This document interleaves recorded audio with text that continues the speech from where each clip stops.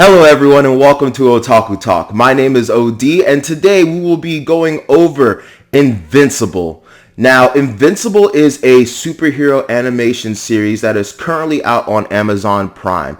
And I can't lie to you, I was super excited when I first heard that it was coming out. I was ecstatic. It was one of my favorite comic series back in high school, so about 2008 when I first started reading it. It's a graphic novel written by Robert Kirkland. If that sounds familiar to you, that's because Robert Kirkland is the original writer and creator of the show The Walking Dead on AMC. That in itself was originally also a graphic novel written by him as well. I think Robert Kirkman has phenomenal works. To be honest, though, I've only really read two of them, but the two he's written, I absolutely love. And also with Invincible comes the Image comic universe. If that doesn't make sense to you, basically think about it as DC Comics, Marvel Comics. He has Image Comics, so he has his own world. So consider him like, a Stan Lee of sorts, of his own universe, and that to me is very impressive. Anyway, before we go any further, if this is your first time here, or even if you're a reoccurring guest, I would really appreciate it if you could like, share, and subscribe. Please smash that bell. It will do a world of good for me. I'm like 20 subscribers away from being like a YouTube creator and having access to new features and blah, blah, blah, and meeting my milestones and whatnot. So once again, help a brother out. I'd really appreciate it. So without much further ado, let's get into it.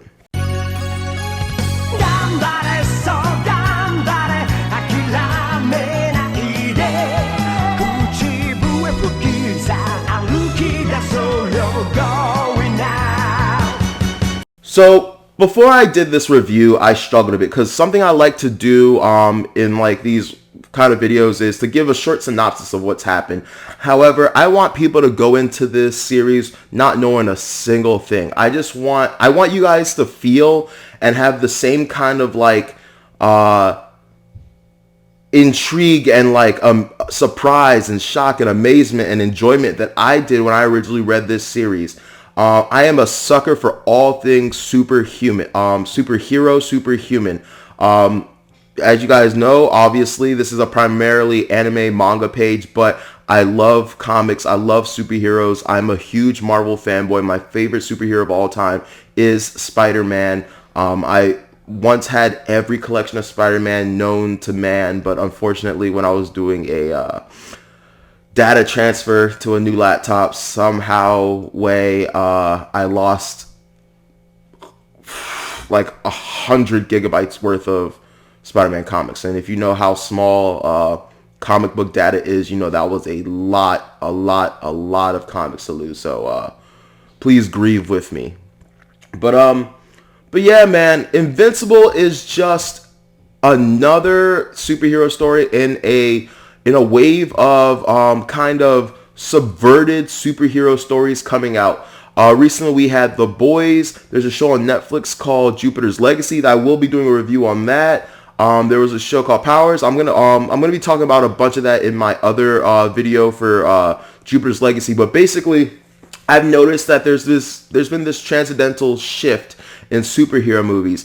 I don't know if everyone's tired of it or it's just to give us a different perspective, but something I'm noticing is we're getting more hardcore, more surreal, realistic superhero encounters. I just think that everyone is kind of bored or over or played out of the whole, superheroes are the greatest good, they can do no wrong. They're just beacons of light all the time. And the thing I love about this current wave of superhero shows in the last decade that's outside of Marvel and DC, of course, is that they decided to go a different route. They said, you know what, this is all good and well and stuff, but the people that were raised on the superhero shit they're adults now, and so let's tell more adult stories. Let's be more realistic. At the end of the day, superheroes are humans too. Superheroes are people like you and me who just happen to have powers and then make the decision to use them for good. Something that always bothered me about like superhero cartoons and superhero movies and TV shows is you never see the flaws of superheroes in these movies, cartoons, and shows.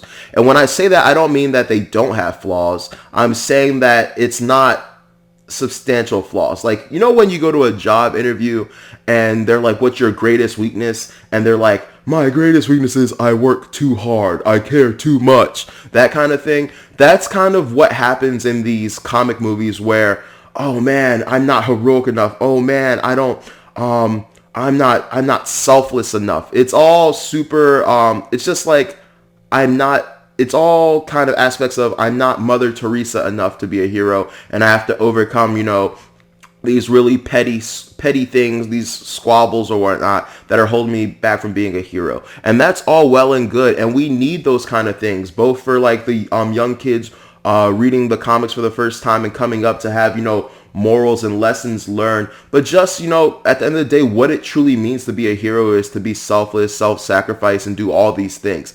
However, I do love that, and this happens in Marvel. Something that pisses me off a lot is in like a lot of DC comic fans think that DC Comics is more mature than Marvel. I'm going to tell you right now that's far from the truth. Just because a lot of their especially their main ones like Batman or whatever are darker, and maybe the animation isn't as colorful, Marvel has some really dark, deep moments. It's not happy-go-lucky. It's not always family-friendly. The movies are, the MCU is, but Marvel in itself is not. It all depends on the specific hero. It all depends on the specific storyline. I've seen some really fucked up shit happen in Spider-Man. So, like, I don't want to hear this, like, DC is more realistic than Marvel. DC is more blah, blah, blah than Marvel. It's simply not true. I mean, there are aspects of DC that are more realistic than Marvel, but like people take it to an extreme, and I don't appreciate that. Anyway, what I'm talking about in terms of flaws of a hero is, just heroes going through everyday life, heroes being, unfaithful to their wives, to their being abusive to their kids, heroes sometimes using their powers for not necessarily evil, but not doing good behind closed doors. Some heroes being super vain. And once again, like I said, these aren't things that aren't uncommon in comics. Like we have Booster Gold, really selfish. We have Ant-Man, who is a wife beater, like all that stuff. But I'm saying like, these are more prevalent, just like the boys and how you can see how scummy these guys are. Invincible kind of has that aspect going for it. So basically, like I said, I really don't want to give too much of this story away. But the main character is this kid named Mark Grayson. His father is Omni-Man, which is essentially this universe's Superman, the strongest hero on the planet.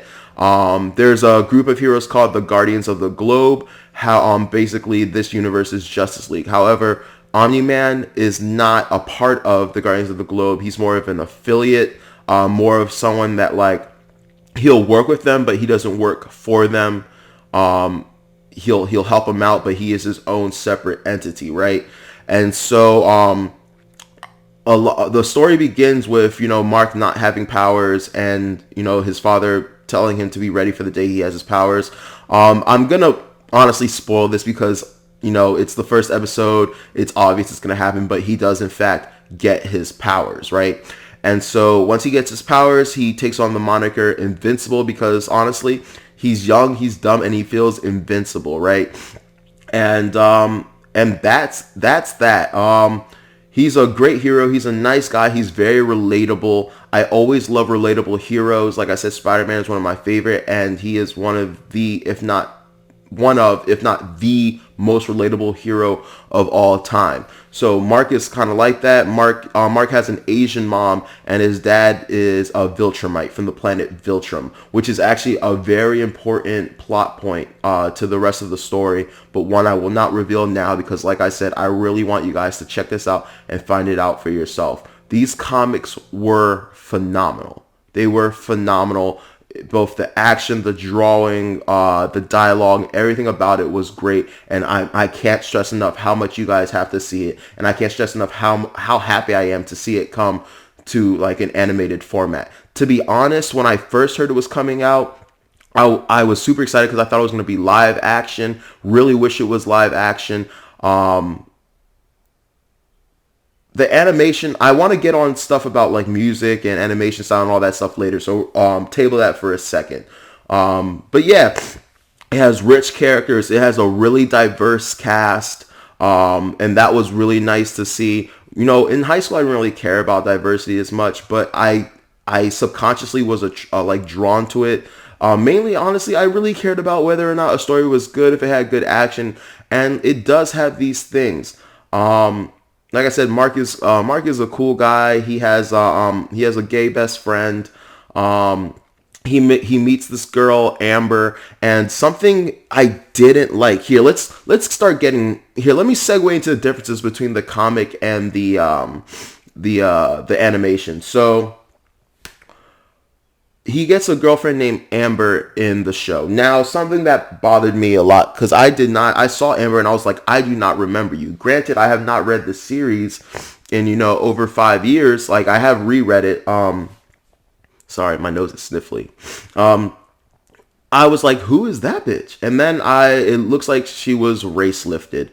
For those of you that don't know, race lifting is when, for an arbitrary reason, for no good reason at all, you replace the race, and there's also sex lifting, or sex in that case, of a given character, typically for the sake of pandering and social justice and,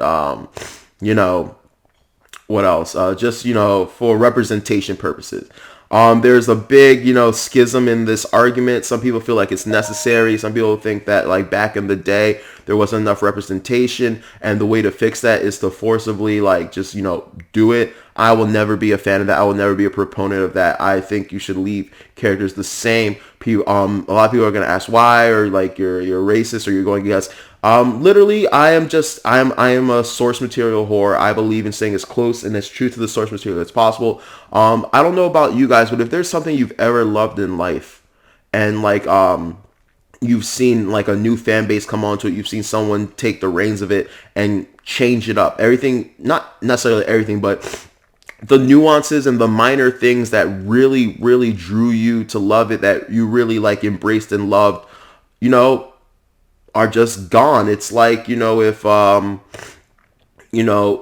your hero wore glasses and they got rid of the glasses, or your hero rocks dreads and they gave him a buzz cut, like something of that nature. Like those aren't really great examples, but like it rubs me the absolute wrong way when people are race lifted for absolutely no reason. It especially rubs me even worse when I can kind of guess it's for like political correctness reasons, for representation reasons, because in my head, that's not the way to do it. You don't just kind of shoehorn in diversity. I think the best way for diversity to be like introduced is through new, amazing, original characters, or someone taking on the mantle of another character. Some people might say the same about Captain Falcon. It's not Captain Falcon. I knew I was going to do that because I've been making jokes about him being Captain Falcon, or like, why is the American Eagle, and like how it's weird that he's Captain America. Like, I was one of the people that prefer Bucky. There's a group of people online that are like, this happened in the comics. It happened in the offshoot. Like, I can't explain to you how many times people use offshoots to justify doing dumbass shit and things. I'm not gonna lie, the Falcon and Winter Soldier show was actually really good, well done, and it has softened me up to embracing the new Captain America, right? But overall, I just think it's unnecessary to do race lift. And by the way, that's not a race lift. That's a natural progression. Someone taking a mantle. The new Spider-Man, not a race lift. That's someone taking the mantle. I don't really think it was forced. There's good ways to do things and there's bad ways to do things. I've noticed in like TV shows in Hollywood, and maybe I'm just being paranoid, but I've noticed that a lot of white and primarily ginger characters are transitioned to black characters. I saw it with Jimmy Olsen. what else? The West family in the Flash and the Annie. That's not superhero, but Annie. So like, I don't know. And that's even more offensive in my opinion. Shoehorning because kind of redheads and gingers were kind of looked at as like beneath then in the in the white society. So I'm saying is there's phenomenal heroes out there. You have Icon, you have Static, you have Black Lightning, and like so many other. Oh, dude, Blue Marvel. Blue Marvel is dope. There is amazing black heroes out there, and we just need to take a second to like fight to bring them to light instead of just shoehorning them in. But anyway, I kind of segued. I digress. But I just did not like the whole Amber thing. Like, oh, cool, he's progressive. He's dating a black chick. Like that. Mark, as far as I know him, he doesn't care about stuff like that. He just likes personality. So, granted, we'll leave it at that. Another hard part that made it suck was Amber is kind of a bitch. And when I say that, initially you feel for her because, obviously dating a superhero is rough, right? Dating a superhero is rough. They're always disappearing. And, you're not allowed to really tell people your secret identity. So, like, she might think he's fucking around on her, like, being sketchy, cheating, but he's saving lives. And it's really hard to deal with that in a superhero relationship. And that's something that's common in, like, comics, movies, TV shows. That happens a lot. So that was really interesting. Another main character in the series is a girl named Adam Eve. She's pretty much the real love interest. I won't tell you if they get together or not, but it was just kind of you do spend a lot of Mark and Amber's relationship being like, yo, dude, this isn't fucking worth it. Ditch Amber, date the girl that's an actual superhero that already knows your identity, that you don't have to hide who you are from, that you don't have to make excuses and lies from, and always be on edge and always be trying to find out a new lie. So that was interesting. The only thing I didn't like about Adam Eve is, and once again, I think this was just, to avoid cancel culture for political correctness, but her superhero costume is she wears, these like kind of boots, these little like arm things. I don't know fashion. I don't know what different clothes are. Like these arm gloves, and then she essentially wears a one piece like suit with a cape.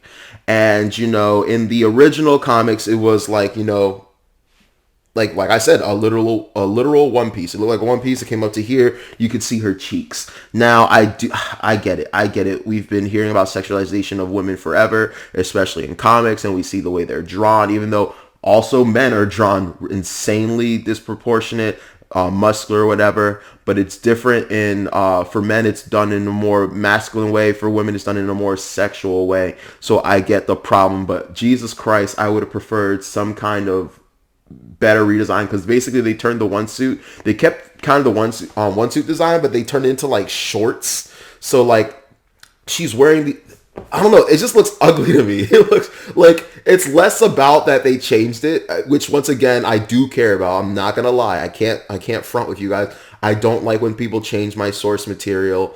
But like it's not just that they changed it, it's like what they changed it to was ugly as fuck. And then like you could easily I feel like they should have kept the source material and made an argument that hey, she chooses her outfit, maybe it makes her feel empowered. Blah, blah, blah, bullshit, rabble. That's not me saying woman empowerment is bullshit or anything like that. I'm just saying, like, we live in a society where you can argue and twist anything, any which way.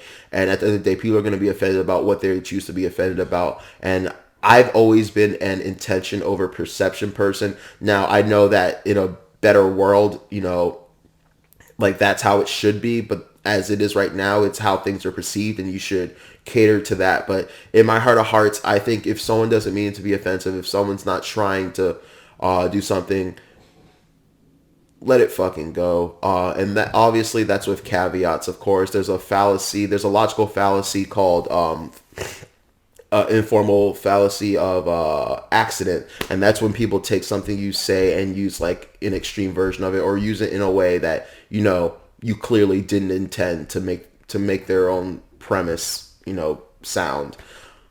Please don't do that to me. I'm just saying, like, the outfit looks dumb, and I think they should have kept it true to itself. And if people bitched, let them bitch. But whatever.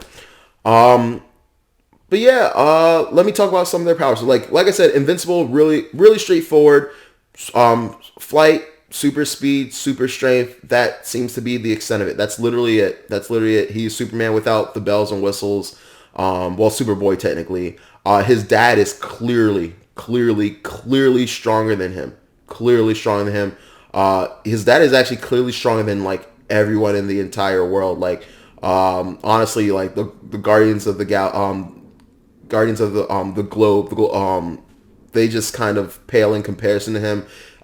He kind of just helps them out as a favor, but like Omni-Man is that dude, and I think that's just part of one being a Viltrumite, and also being much older. I'm not going to reveal to you like how much older he is, but he has lived some life. He has been training, and it's actually kind of cool because when you do learn about Viltrum, there are a lot of similarities in what I would say with the Saiyan race, Goku's race. They have a lot of similarities. So when you do check that out, let me know if you agree with that. There's a lot of similarities there. Next thing I want to talk about is the animation. Honestly, the animation is my least favorite part of the series. I'm not saying it's bad. I just don't think it's good enough. When Seth Rogen took over this project, I was both super excited and nervous. Super nervous just because, he's not someone that I would typically imagine doing stuff like this. Yes, he did do Preacher, which I still have to check out. But, this is an animation front. I don't know, like, if he knows the right people to get in contact with, blah, blah, blah, blah. But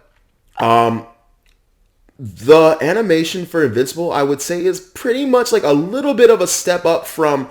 Have you ever seen those cartoons or animated shows where it's essentially a moving comic? Now, a lot of people like to do that for like artistic value, but me personally, I hate that shit. If I wanted to see a moving comic, I would just read the comic. Like, the reason I watch anime and animation when I have already read the comic or manga source material is because I want to see it come to life. I want to see like actual movement. I want to see real stuff. And the way I thought about the animation, while it wasn't bad, and while you can argue it was for artistic purposes or whatever, I don't know. It just doesn't do it justice to me. It kind of looks stale at times. It kind of looks like, comic booky at times. The fight scenes are pretty dope. I'm not going to lie. They do a really good job of doing the fight scenes and some of the fast motion scenes. But I don't know. I just really, really wish the animation team they chose or like the animation quality that was produced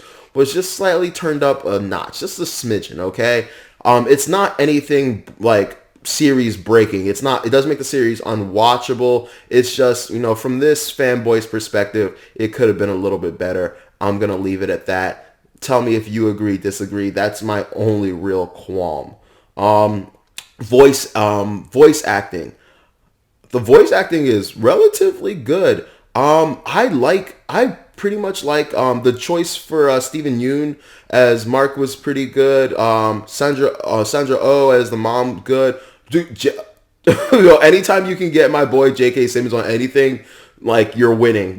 Like there's holy trinities of voice actors like Michael Richardson, J.K. Simmons, Mark Hamill.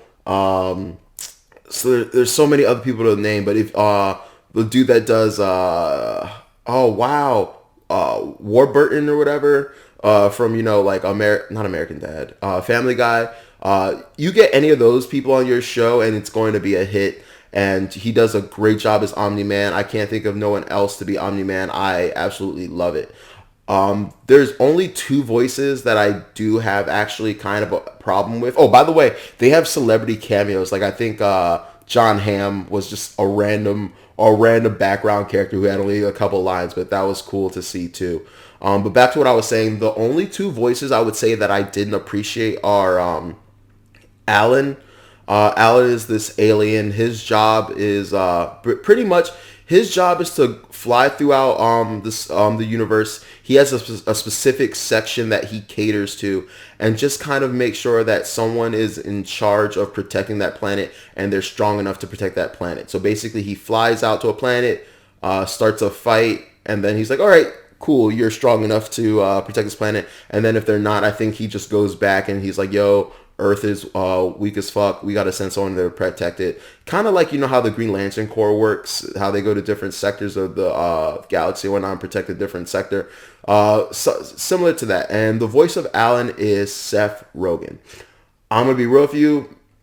Reading this series back in high school and like going over it now, Seth Rogen is not the voice I ever imagined for Alan. It does bother me every time it's on the screen, especially because of how much I like Alan, how much of a cool character Alan is.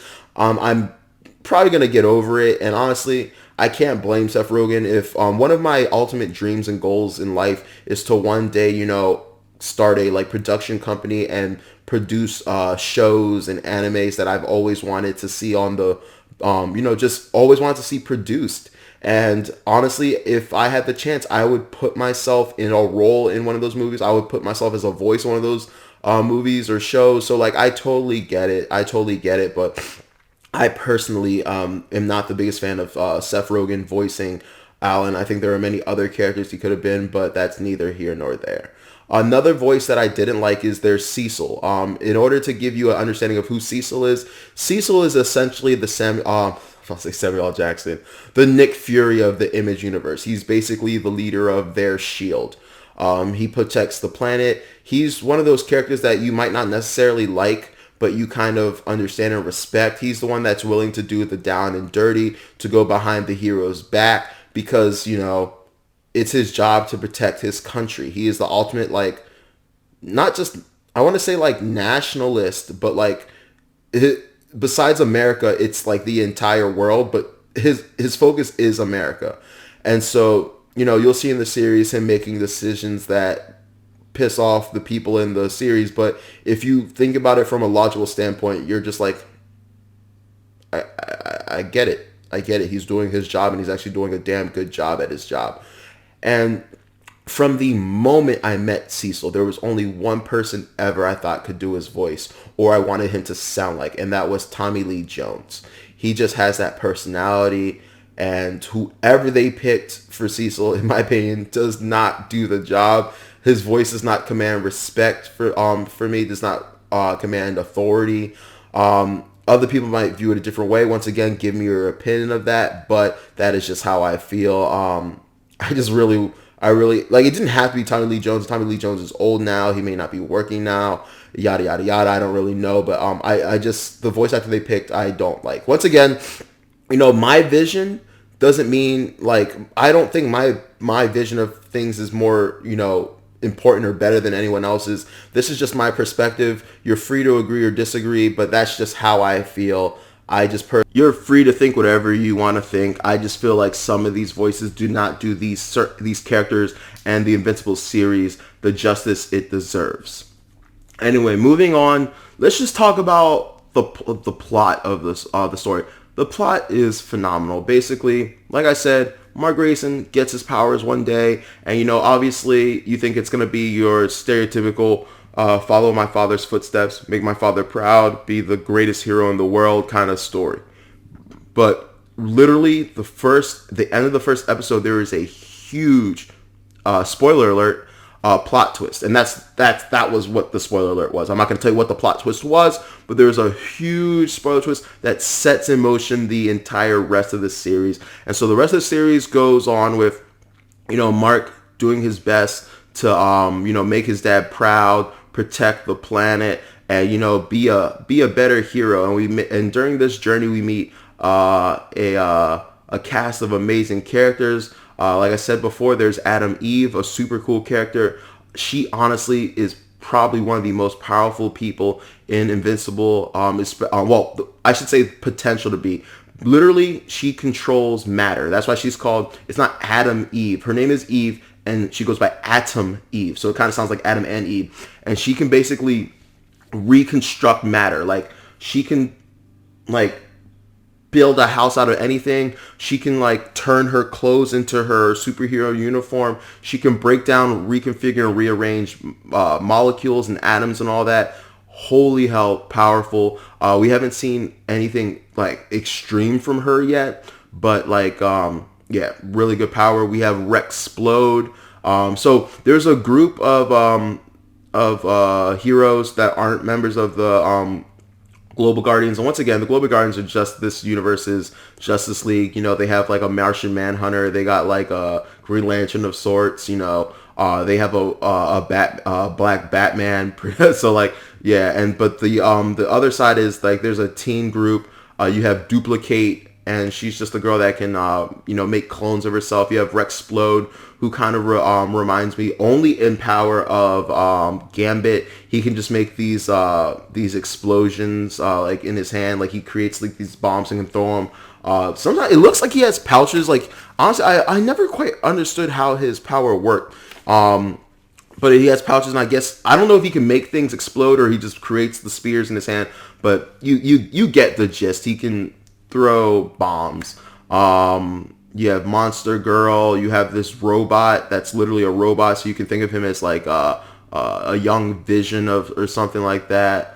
Who else am I thinking of? It's not really important to name all these characters. I just want to give you an idea of like the different heroes and powers. Something about Rexplode is that's another voice actor that I like. The voice actor out like low key because I always thought Rexplode would be kind of like, you know, your Callie kind of dude, your stuck up, overprivileged like white kid. Like that's how he always came across in the comics. I'm not sure if they race lifted. I was super confused. I always assumed Rexplode was white from the comics. He always looked white. It looks like they left him very ambiguous in this series. He's clearly very dark. And the voice actor they used for him, I forget his name, and I apologize. But it's the guy from Rafi or whatever from the League. I don't know if you've ever seen the League, but he has a very prominent voice. When you guys watch the series, you'll know immediately who it is. But yeah, he is the Joffrey of the series. He's that character that you hate to hate. And, you know, I think they picked a great, in terms of the voice actor, even though at first I was kind of like, really? I get why they picked the voice actor for him, because once again, he is that character that you hate to hate, and the voice actor that plays him always is notorious for playing, like, despicable characters. Another character he voiced that you may know more familiar is Jay from, what's that show with the little bit from Big Mouth. All right. So, I mean, yeah, that's all I really want to talk about today. Like I said, I'm just super excited about the fact that like this series that I read as a kid has finally come to life. Like now I know how like the boys fans of the comics must have felt. You know, anytime your source material love gets animated or turned into a movie, you have to be excited for it, as long as, you know, of course, they do it right. Shout outs to like Avatar: The Last Airbender and Dragon Ball Z Evolution. But as of right now, I am thoroughly enjoying the show.